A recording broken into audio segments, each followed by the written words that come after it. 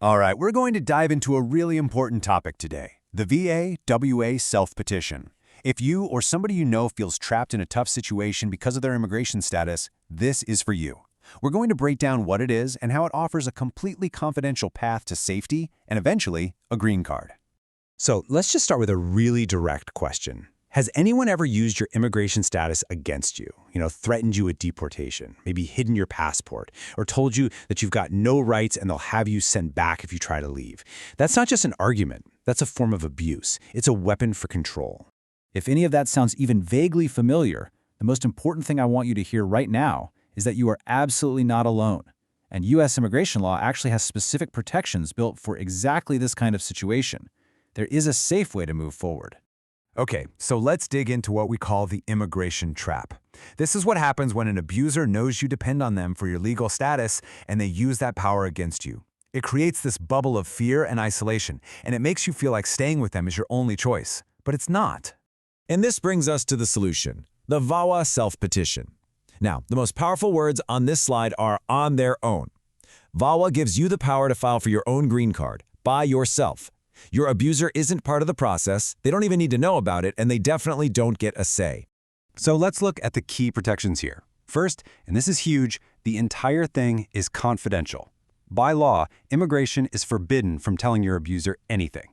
Also, really important to know, this is for everyone, all genders. It's called the Violence Against Women Act, but its protections are not just for women. The whole point of this process is to take that control away from the abuser and put it right back in your hands. Okay, so the next big question is probably popping into your head right now. Am I eligible? It's a great question. So let's move on and break down exactly what you need to be able to show to qualify for all this. So eligibility really starts with the relationship between you and your abuser. On the left side here, you, the person petitioning, can be a spouse or even a former spouse. You could also be a child or a parent. And then on the right, the abuser has to be or have been either a U.S. citizen or a lawful permanent resident. That just means they have a green card. This connection is basically the foundation for any VAWA case. Now, besides that relationship, there are a few other key things you'll need to show. The first one is that you suffered battery or extreme cruelty. And I want to be really clear here, this is not just about physical violence. It absolutely includes emotional, psychological, sexual, and financial abuse, all of it.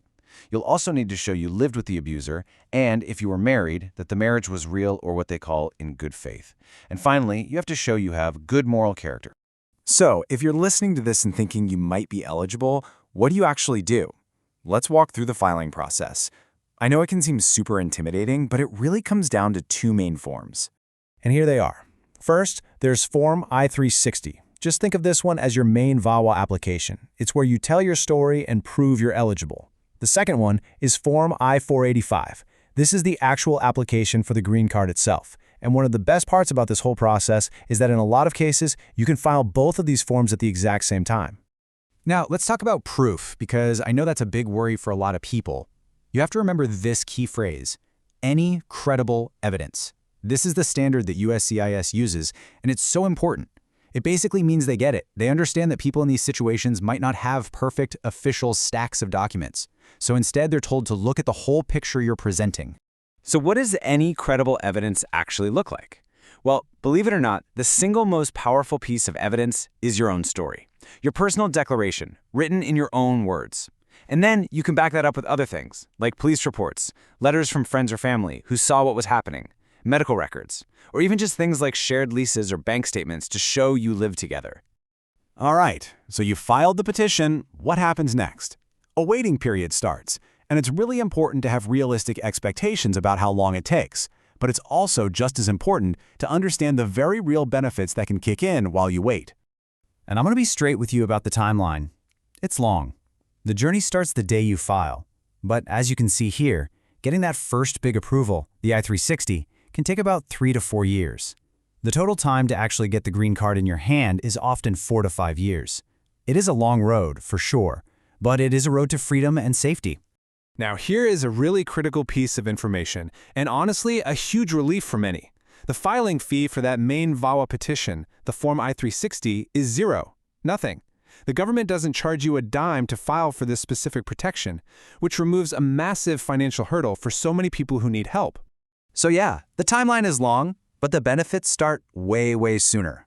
Once your case is officially accepted for processing, you could be granted something called deferred action, which basically protects you from deportation. And this is a game changer. You can apply for a work permit. That means you can get a job, earn money legally, and gain that financial independence while your case moves forward. Look, if you take away just one piece of advice from this whole explainer, please let it be this. It is so important to get help. While you can technically file all this on your own, these cases are incredibly complex and deeply personal. We strongly recommend that you work with an experienced immigration attorney or a nonprofit group that specializes in VAWA. Many of them offer free or low-cost help for survivors. And that really brings us to our final thoughts. Taking a step like this, it's about so much more than just an immigration paper. It's about taking your life back. So we'll leave you with this question to think about. What could your future look like with your safety and your status finally in your own hands?